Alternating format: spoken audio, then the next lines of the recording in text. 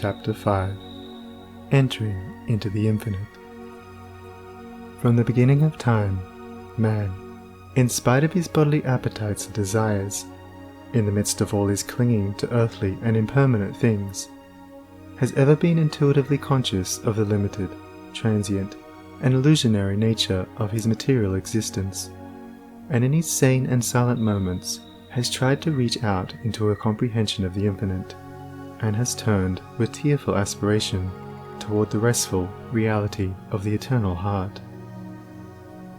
While vainly imagining that the pleasures of earth are real and satisfying, pain and sorrow continually remind him of their unreal and unsatisfying nature.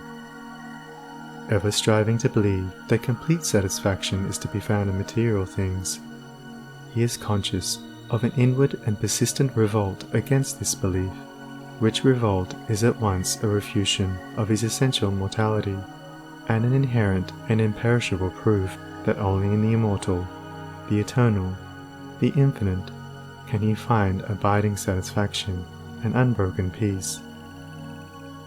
And here is the common ground of faith, here is the root and spring of all religion, here the soul of brotherhood and the heart of love, that man is essentially and spiritually divine and eternal, and that, immersed in mortality and troubled with unrest, he is ever striving to enter into a consciousness of his real nature. The spirit of man is inseparable from the infinite, and can be satisfied with nothing short of the infinite, and the burden of pain will continue to weigh upon a man's heart, and the shadows of sorrow to darken his pathway until, ceasing from his wanderings in the dream world of matter, he comes back to his home in the reality of the eternal. As the smallest drop of water detached from the ocean contains all the qualities of the ocean, so a man, detached in consciousness from the infinite, contains within him its likeness, and as the drop of water must, by the law of its nature, ultimately find its way back to the ocean and lose itself in its silent depths, so must man, by the unfailing law of his nature, at last return to his source, and lose himself in the great ocean of the infinite. To become one with the infinite is the goal of man. To enter into perfect harmony with the eternal law is wisdom, love, and peace. But this divine state is, and must ever be, incomprehensible to the merely personal. Personality, separateness, selfishness are one and the same, and are the antithesis of wisdom and divinity. By the unqualified surrender of the personality, separateness and selfishness cease, and man enters into the possession of his divine heritage of immortality and infinity. Such surrender of the personality is regarded by the worldly and selfish mind as the most grievous of all calamities, the most irreparable loss, yet it is the one supreme and incomparable blessing, the only real and lasting gain. The mind unenlightened upon the inner laws of being, and upon the nature and destiny of its own life, clings to transient appearances, things which have in them no enduring substantiality, and so clinging, perishes, for the time being, amid the shattered wreckage of his own illusions. Men cling to and gratify the flesh as though it were going to last forever, and though they try to forget the nearness and inevitability of its dissolution, the dread of death and the loss of all that they cling to clouds their happiest hours, and the chilling shadow of their own selfishness follows them like a remorseless spectre.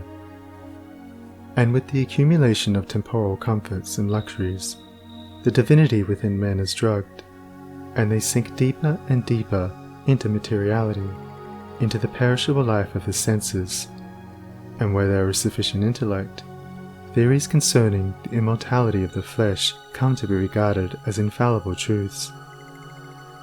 When a man's soul is clouded with selfishness in any or every form, he loses the power of spiritual discrimination, and confuses the temporal with the eternal, the perishable with the permanent, mortality with immortality, and error with truth.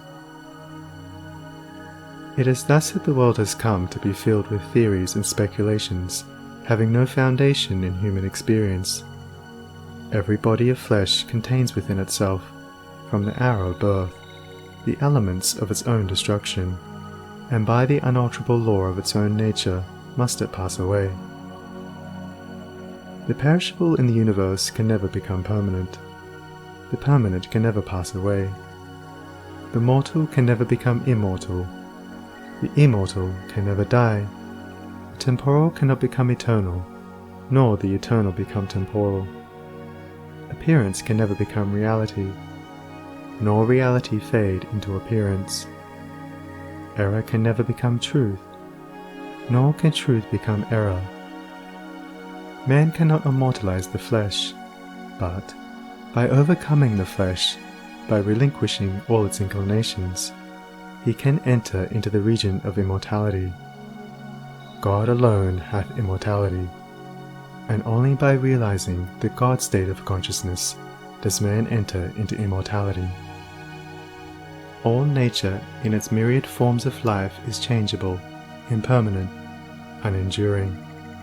Only the informing principle of nature endures.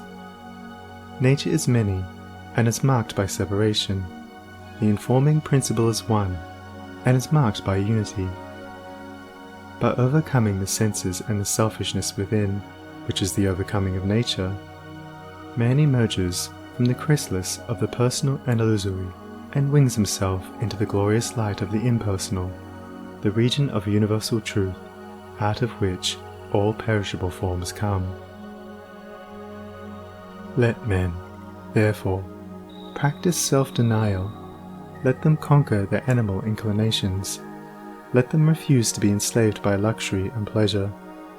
Let them practice virtue, and grow daily into higher and even higher virtue, until at last they grow into the divine, and enter into both the practice and comprehension of humility, meekness, forgiveness, compassion and love, which practice and comprehension constitute divinity. Goodwill gives insight, and only he who has so conquered his personality that he has but one attitude of mind, that of goodwill, toward all creatures, is possessed of divine insight, and is capable of distinguishing the true from the false. The supremely good man is, therefore, the wise man, the divine man, the enlightened seer, the knower of the eternal. Where you find unbroken gentleness, enduring patience, sublime lowliness, graciousness of speech, self-control, self-forgetfulness, and deep and abounding sympathy, look there for the highest wisdom. Seek the company of such a one, for he has realized the divine, he lives with the eternal, he has become one with the infinite. Believe not him that is impatient, given to anger, boastful, who clings to pleasure and refuses to renounce his selfish gratifications, and who practices not goodwill and far-reaching compassion, for such a one hath not wisdom. Vain is all his knowledge, and his works and words will perish, for they are grounded on that which passes away. Let a man abandon self, let him overcome the world, let him deny the personal. By this pathway only can he enter into the heart of the infinite. The world, the body, the personality are mirages upon the desert of time, transitory dreams in the dark night of spiritual slumber. And those who have crossed the desert, those who are spiritually awakened, have alone comprehended the universal reality, where all appearances are dispersed, and dreaming and delusion are destroyed. There is one great law which exacts unconditional obedience, one unifying principle which is the basis of all diversity, one eternal truth wherein all the problems of earth pass away like shadows. To realize this law, this unity, this truth, is to enter into the infinite, is to become one with the eternal. To center one's life in the great law of love is to enter into rest, harmony, peace. to refrain from all participation in evil and discord, to cease from all resistance to evil and from the omission of that which is good, and to fall back upon unswerving obedience to the holy calm within, is to enter into the inmost heart of things, is to attain to a living, conscious experience of that eternal and infinite principle which must ever remain a hidden mystery to the merely perspective intellect. Until this principle is realized, the soul is not established in peace. He who so realizes is truly wise, not wise with the wisdom of the learned, but with the simplicity of a blameless heart and of a divine manhood.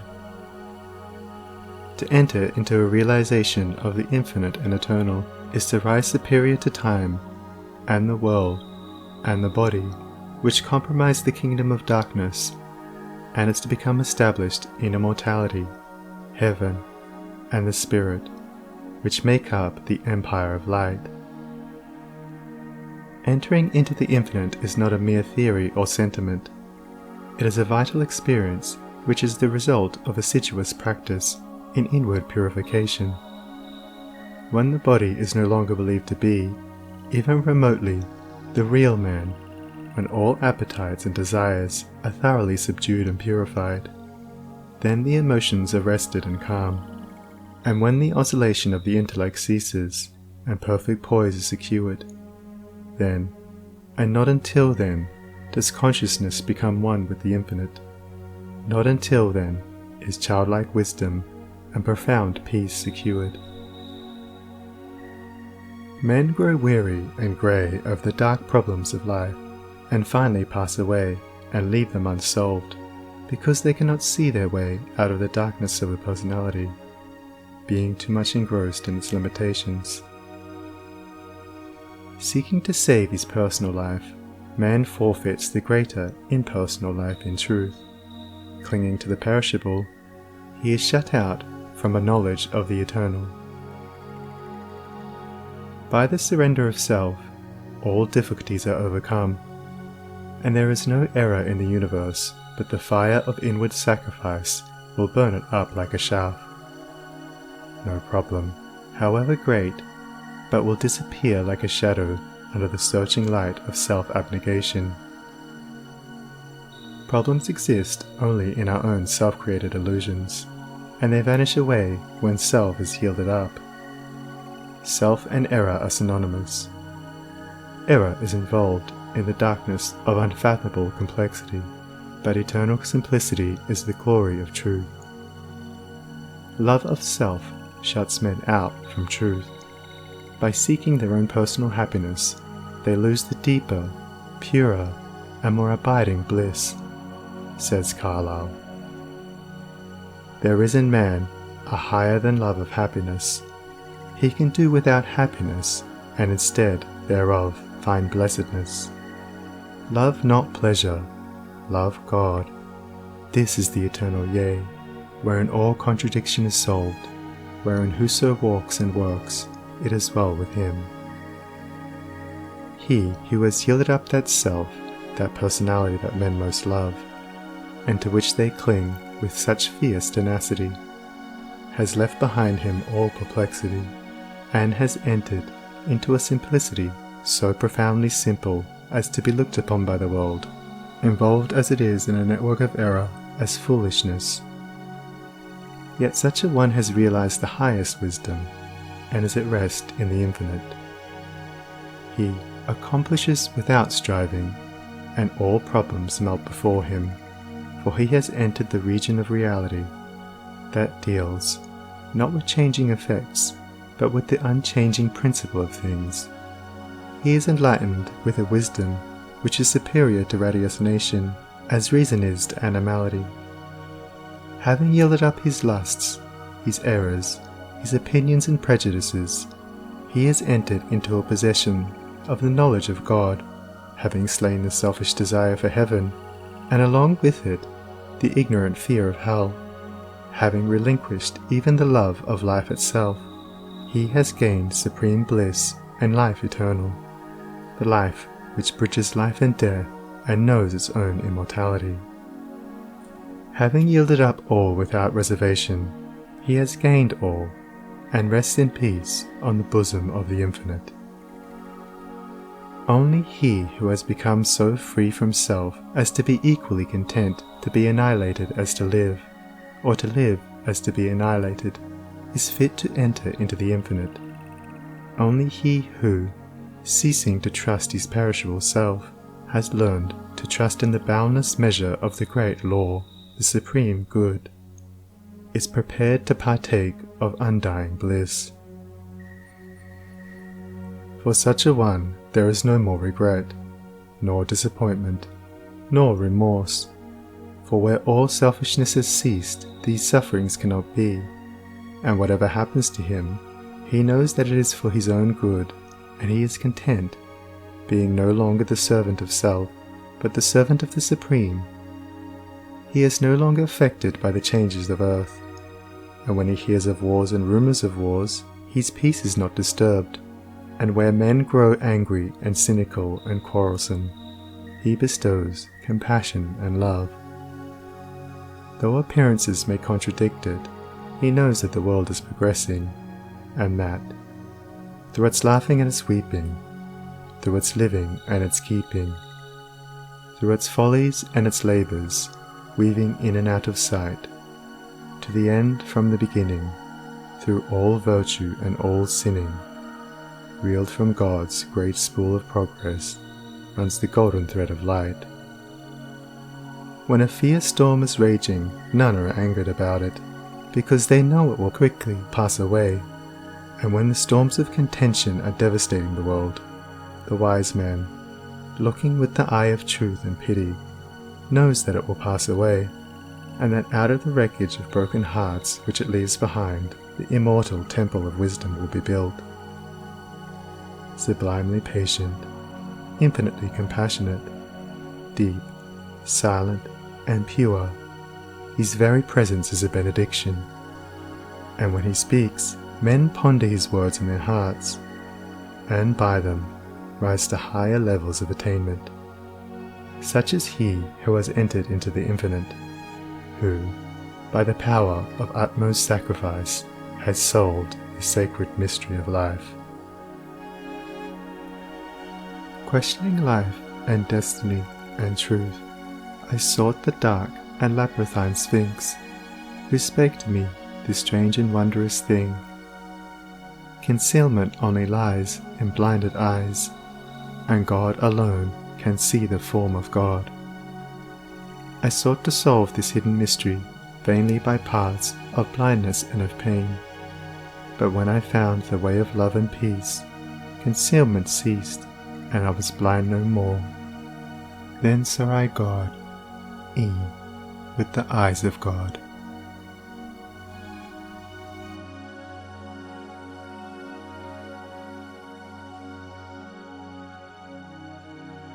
Chapter 6. Saints, Sages, and Saviours, the Law of Service. The spirit of love, which is manifested as a perfect and rounded life, is the crown of being and the supreme end of knowledge upon this earth. The measure of a man's truth is the measure of his love, and truth is far removed from him whose life is not governed by love. The intolerant and condemnatory, even though they profess the highest religion, have the smallest measure of truth, while those who exercise patience and who listen calmly and dispassionately to all sides, and both arrive themselves at, and incline others to, thoughtful and unbiased conclusions upon all problems and issues, have truth in fullest measure. The final test of wisdom is this: how does a man live? What spirit does he manifest? How does he act under trial and temptation? Many men boast of being in possession of truth who are continually swayed by grief, disappointment, and passion, and who sink under the first little trial that comes along. Truth is nothing if not unchangeable, and in so far as a man takes his stand upon truth, does he become steadfast in virtue, does he rise superior to his passions and emotions and changeable personality. Men formulate perishable dogmas and call them truth, Truth cannot be formulated, it is ineffable, and ever beyond the reach of intellect. It can only be experienced by practice. It can only be manifested as a stainless heart and a perfect life. Who, then, in the midst of the ceaseless pandemonium of schools and creeds and parties, has the truth? He who lives it. He who practices it. He who, having risen above that pandemonium by overcoming himself, no longer engages in it, but sits apart, quiet, subdued, calm, and self-possessed, freed from all strife, all bias, all condemnation, and bestows upon all the glad and unselfish love of the divinity within him. He who is patient, calm, gentle, and forgiving under all circumstances manifests the truth. Truth will never be proved by wordy arguments and learned treaties, for if men do not perceive the truth in infinite patience, undying forgiveness, and all-embracing compassion, no words can ever prove it to them. It is an easy matter for the passionate to be calm and patient when they are alone, or are in the midst of calmness. It is equally easy for the uncharitable to be gentle and kind when they are dealt kindly with. But he who retains his patience and calmness under all trial, who remains sublimely meek and gentle under the most trying circumstances, he, and he alone, is possessed of the spotless truth. And this is so because such lofty virtues belong to the divine, and can only be manifested by one who has attained to the highest wisdom, who has relinquished his passionate and self-seeking nature, who has realized the supreme and unchangeable law, and has brought himself into harmony with it. Let men, therefore, cease from vain and passionate arguments about truth, and let them think and say and do those things which make for harmony, peace, love, and goodwill. Let them practice heart virtue, and search humbly and diligently for the truth, which frees the soul from all error and sin, from all that plights the human heart, and that darkens, as with unending night, the pathway of the wandering souls of earth. There is one great, all-embracing law which is the foundation and cause of the universe, the law of love. It has been called by many names in various countries and at various times, but behind all its names the same unalterable law may be discovered by the eye of truth. Names, religions, personalities pass away, but the law of love remains. To become possessed of a knowledge of this law, to enter into conscious harmony with it, is to become immortal, invincible, indestructible. It is because of the effort of the soul to realize this law that men come again and again to live, to suffer, and to die, and when realized, suffering ceases, personality is dispersed, and the fleshly life and death are destroyed, for consciousness becomes one with the eternal. The law is absolutely impersonal, and its highest manifested expression is that of service. When the purified heart has realized truth, it is then called upon to make the last, the greatest, and holiest sacrifice, the sacrifice of the well-earned enjoyment of truth.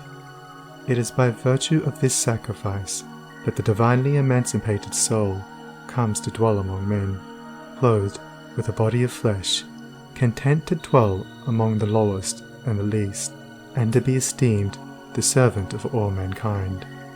That sublime humility which is manifested by the world's saviours is the seal of Godhead, and he who has annihilated the personality and has become a living, visible manifestation of the impersonal, eternal, boundless spirit of love is alone singled out as worthy to receive the unstinted worship of posterity.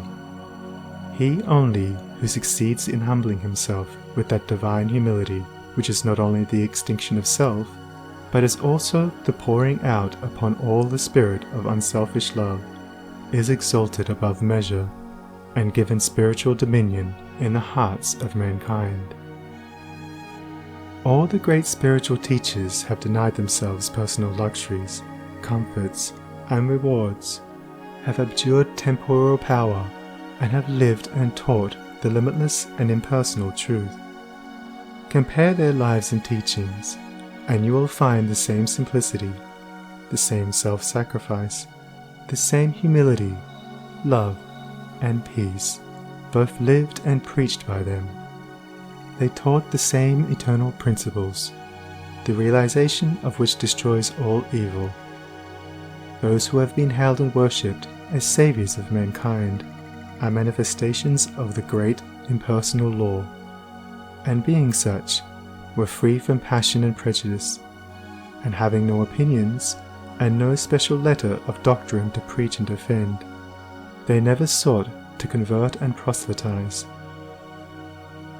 Living in the highest goodness, the supreme perfection, their sole object was to uplift mankind by manifesting that goodness in thought, word, and deed.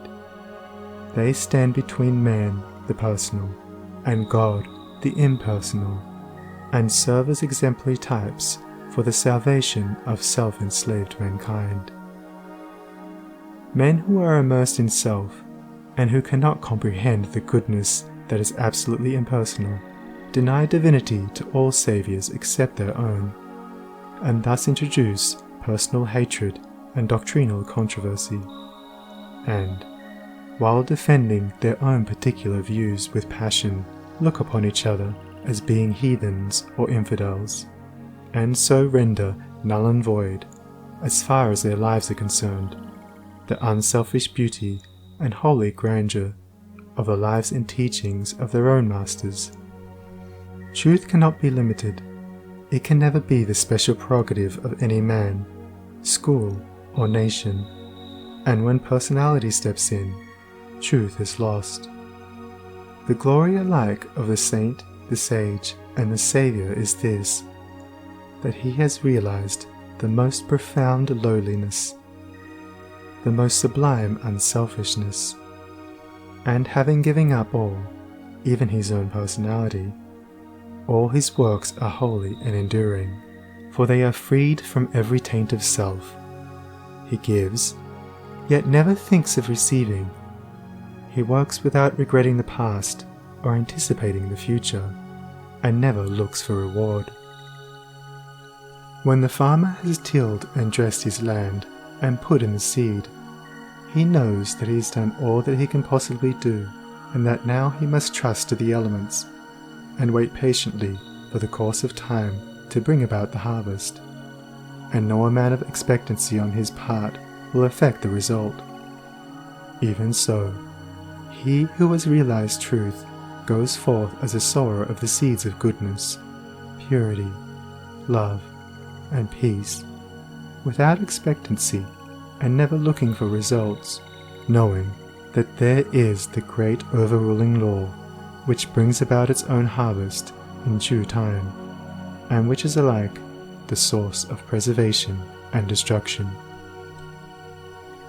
Men, not understanding the divine simplicity of a profoundly unselfish heart, look upon their particular Saviour as the manifestation of a special miracle, as being something entirely apart and distinct from the nature of things, as a being in his ethical excellence eternally unapproachable by the whole of mankind. This attitude of unbelief, for such it is, in the divine perfectibility of man, paralyzes effort and binds the souls of men as with strong ropes to sin and suffering. Jesus grew in wisdom and was perfected by suffering. What Jesus was, he became such. What Buddha was, he became such. And every holy man became such by unremitting perseverance in self-sacrifice. Once recognize this, once realize that by watchful effort and hopeful perseverance, you can rise above your lower nature, and great and glorious will be the vistas of attainment that will open up before you.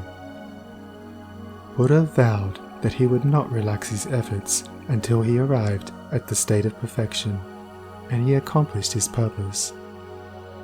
What the saints, sages, and saviors have accomplished, you likewise may accomplish, if you will only tread the way which they trod and pointed out, the way of self-sacrifice, of self-denying service. Truth is very simple. It says, "Give up self, come unto me, away from all that defiles, and I will give you rest." All the mountains of commentary that have been piled upon it cannot hide it from the heart that is earnestly seeking for righteousness. It does not require learning. It can be known in spite of learning, disguised under many forms by erring, self-seeking man.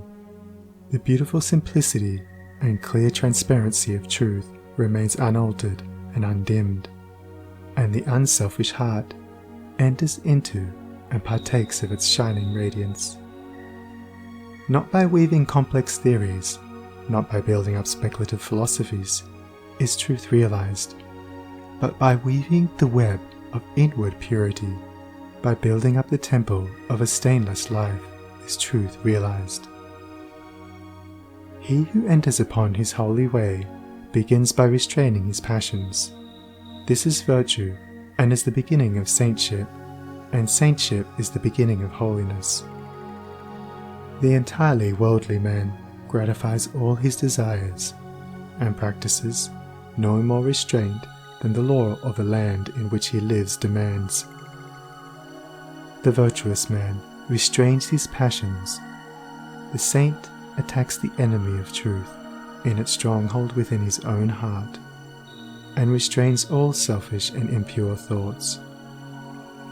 While the holy man is he who is free from passion and all impure thought, and to whom goodness and purity have become as natural as scent and colour are to the flower. The holy man is divinely wise. He alone knows truth in its fullness, and has entered into abiding rest and peace. For him, evil has ceased. It has disappeared in the universal light of the all-good. Holiness is the badge of wisdom. Said Krishna to Prince Arjuna, humbleness, truthfulness, and harmlessness, patience and honor, reverence for the wise, purity, constancy, control of self, contempt of sense delights, self-sacrifice, perception of the certitude of ill in birth, death, age, disease, suffering and sin, an ever-tranquil heart in fortune's good and fortune's evil, endeavours resolute to reach perception of the utmost soul, and grace to understand what gain it was so to attain. This is true wisdom, Prince, and what is otherwise is ignorance. Whoever fights ceaselessly against his own selfishness and strives to supplant it with all-embracing love is a saint, whether he live in a cottage or in the midst of riches and influence, or whether he preaches or remains obscure. To the worldling who is beginning to aspire toward higher things, the saint, such as a sweet Saint Francis of Assisi or a conquering Saint Anthony, is a glorious and inspiring spectacle. To the saint, an equally enrapturing sight is that of a sage, sitting serene and holy, the conqueror of sin and sorrow, no more tormented by regret and remorse, and whom even temptation can never reach. And yet even the sage is drawn on by a still more glorious vision, that of the Saviour, actively manifesting his knowledge in selfless works, and rendering his divinity more potent for good by sinking himself into the throbbing sorrowing, aspiring heart of mankind. And this only is true service, to forget oneself in love towards all, to lose oneself in working for the whole. O thou vain and foolish man, who thinkest that thy many works can save thee, who, chained to all error, talkest loudly of thyself, thy work, and thy many sacrifices, and magnifiest thine own importance. Know this, that though thy fame fill the whole earth, all thy work shall come to dust, and thou thyself be reckoned lower than the least in the kingdom of truth. Only the work that is impersonal can live. The works of self are both powerless and perishable, where duties, however so humble, are done without self-interest and with joyful sacrifice. There is true service and enduring work. Where deeds, however brilliant and apparently successful, are done from love of self, there is ignorance of the law of service, and the work perishes. It is given to the world to learn one great and divine lesson, the lesson of absolute unselfishness. The saints, sages, and saviours of all time are they who have submitted themselves to this task and have learnt and lived it. All the scriptures of the world are framed to teach this one lesson. All the great teachers reiterated. It is too simple for the world which, scorning it, stumbles along in the complex ways of selfishness. A pure heart is the end of all religion and the beginning of divinity.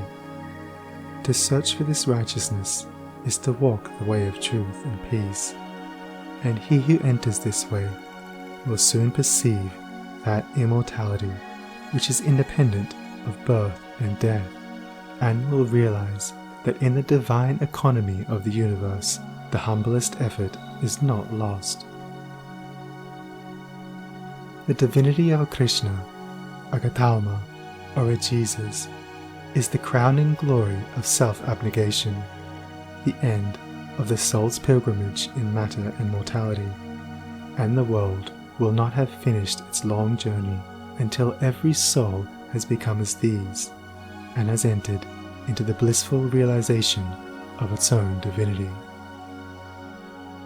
Great glory crowns the heights of hope by arduous struggle won. Bright honour rounds the hoary head of that mighty works hath done.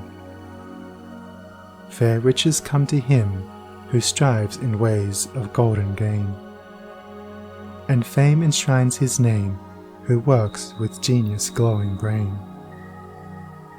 But greater glory waits for him who, in the bloodless strife, gainst self and wrong, adopts, in love, the sacrificial life. And brighter honour rounds the brow of him who, mid the scorns of blind idolaters of self, accepts the crown of thorns. And fairer, purer riches come to him who greatly strives to walk in ways of love and truth to sweeten human lives. And he who serveth well mankind exchanges fleeting fame for light eternal, joy and peace, and robes of heavenly flame.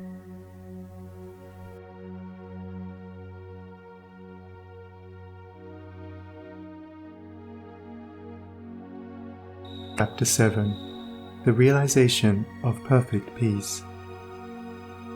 In the external universe there is ceaseless turmoil, change and unrest. At the heart of all things there is undisturbed repose. In this deep silence dwelleth the Eternal.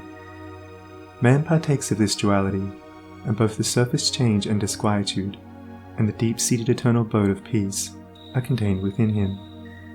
As there are silent depths in the ocean which the fiercest storm cannot reach, so there are silent, holy depths in the heart of man which the storms of sin and sorrow can never disturb. To reach this silence, and to live consciously in it, is peace. Discord is rife in the outward world, but unbroken harmony holds sway at the heart of the universe. The human soul, torn by discordant passion and grief, reaches blindly toward the harmony of the sinless state, and to reach this state and to live consciously in it is peace. Hatred severs human lives, fosters persecution, and hurls nations into ruthless war. Yet men, though they do not understand why, retain some measure of faith in the overshadowing of a perfect love, and to reach this love and to live consciously in it is peace. And this inward peace, this silence, this harmony, this love, is the kingdom of heaven, which is so difficult to reach because few are willing to give up themselves and to become as little children. Heaven's gate is very narrow and minute. It cannot be perceived by foolish men, blinded by vain illusions of the world, e'en the clear-sighted who discern the way, and seek to enter, find the portal barred, and hard to be unlocked. Its massive bolts are pride and passion, avarice and lust. Men cry peace, peace, where there is no peace, but on the contrary, discord, disquietude and strife. Apart from that wisdom which is inseparable from self-renunciation, there can be no real and abiding peace. The peace which results from social comfort, passing gratification, or worldly victory is transitory in its nature, and is burnt up in the heat of fiery trial. Only the peace of heaven endures through all trial, and only the selfless heart can know the peace of heaven. Holiness alone is undying peace. Self-control leads to it, and the ever-increasing light of wisdom guides the pilgrim on his way. It is partaken of in a measure as soon as the path of virtue is entered upon, but it is only realized in its fullness when self disappears in the consummation of a stainless life. This is peace, to conquer love of self and lust of life, to tear deep-rooted passion from the heart, to still the inward strife. If, O reader, you would realize the light that never fades, the joy that never ends, and the tranquility that cannot be disturbed, if you would leave behind forever your sins, your sorrows, your anxieties and perplexities, if, I say, you would partake of this salvation, this supremely glorious life, then conquer yourself. Bring every thought, every impulse, every desire into perfect obedience to the divine power resident within you. There is no other way to peace but this, and if you refuse to walk it, your much praying and your strict adherence to ritual will be fruitless and unavailing, and neither gods nor angels can help you. Only to him that overcometh is given the white stone of the regenerate life, on which is written the new and ineffable name. Come away, for a while, from external things, from the pleasures of the senses, from the arguments of the intellect, from the noise and the excitements of the world, and withdraw yourself into the inmost chamber of your heart, and there, free from the sacrilegious intrusion of all your selfish desires, you will find a deep silence, a holy calm, a blissful repose. And if you will rest there a while in that holy place, and will meditate there, the faultless eye of truth will open within you, and you will see things as they really are. This holy place within you is your real and eternal self. It is the divine within you, and only when you identify yourself with it can you be said to be clothed in your right mind. It is the abode of peace, the temple of wisdom, the dwelling place of immortality. Apart from this inward resting place, this mount of vision, there can be no true peace, no knowledge of the divine, and if you can remain there for 1 minute, 1 hour, or 1 day, it is possible for you to remain there always. All your sins and sorrows, your fears and anxieties are your own, and you can cling to them or you can give them up. Of your own accord you cling to your unrest. Of your own accord you can come to abide in peace. No one else can give up sin for you. You must give it up yourself. The greatest teacher can do no more than walk the way of truth for himself, and point it out to you. You must walk it for yourself. You can obtain freedom and peace alone by your own efforts, by yielding up that which binds the soul, and which is destructive of peace. The angels of divine peace and joy are always at hand, and if you do not see them, and hear them, and dwell with them, it is because you shut yourself out from them, and prefer the company of the spirits of evil within you. You are what you will to be, what you wish to be, what you prefer to be. You can commence to purify yourself, and by so doing can arrive at peace, or you can refuse to purify yourself, and so remain with suffering. Step aside, then, come out of the fret and fever of life, away from the scorching heat of self, and enter the inward resting place where the cooling airs of peace will calm, renew, and restore you. Come out of the storms of sin and anguish. Why be troubled and tempest-tossed when the haven of peace, of God, is yours? Give up all self-seeking, give up self, and lo, the peace of God is yours. Subdue the animal within you, conquer every selfish uprising, every discordant voice, transmute the base metals of your selfish nature into the unalloyed gold of love, and you shall realize the life of perfect peace. Thus subduing, thus conquering, thus transmuting, you will, O reader, while living in the flesh, cross the dark waters of mortality, and will reach that shore upon which the storms of sorrow never beat, and where sin and suffering and dark uncertainty cannot come.